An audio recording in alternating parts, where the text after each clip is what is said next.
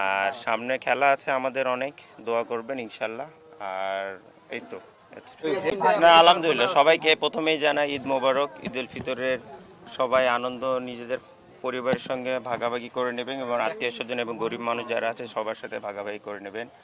আর আমি আশা করি আল্লাহ পাক আমাদের রমজানের যে দোয়া, আমাদের রমজানের যে ইবাদত, সেগুলো সব কবুল করবেন। আর যেটা বললেন ইনশাল্লাহ আল্লাহর অশেষ রহমত এবং আপনাদের দোয়াতে আমি আসলে জেদ্দাতে যখন আটকা পড়েছিলাম আসলে খুবই টেনশনে ছিলাম। আল্লাহর অশেষ মেহেরবানিতে আমি সেটা আসতে পেরেছি। প্রায় 1.5 দিনের মতো ছিলাম আমি ওখানে, আলহামদুলিল্লাহ। আর এখনও যারা আছেন আমি আশা করি যে ইনশাল্লাহ তারা শীঘ্রই তাদের ফ্যামিলিতে পৌঁছে যাবেন। আর এই ঈদ আমাদের সকলের জন্যে শান্তি এবং সমৃদ্ধি বয়ে নিয়ে আসুক, এই দোয়া করি। এটা তো আল্লাহ পাকের বহুত বড় শুকরিয়া যে এরকম একটা পরম মুহূর্তে আমরা যে একসঙ্গে নামাজ পড়তে পারি, এই জন্য আল্লাহ পাকের কাছে শুকরিয়া আদায় করি। আসসালামু আলাইকুম। জি জি, না শুধু টেনশনেই না, তখন আল্লাহ পাকের কাছে মানে 2 রাকাত নামাজ পড়ে দোয়া করছিলাম যে আল্লাহ ওকজনে সহি সালামতি ফিরে নিয়ে আসে।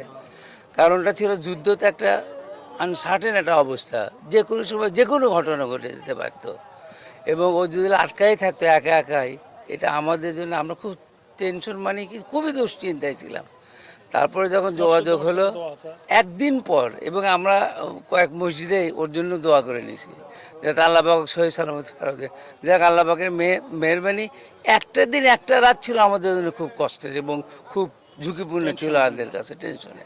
দেখ পরের দিনে আমরা সংবাদ পেলাম যে ক্রীড়ামন্ত্রী তার সাথে যোগাযোগ করছে, কনসুল যিনি আছেন উনি যোগাযোগ করেছেন স্পেশালি ও, এবং আর একটা ছিল ওর সাথে, কি ছিল ওর সঙ্গে আরেকজন খেলোয়াড় ছিল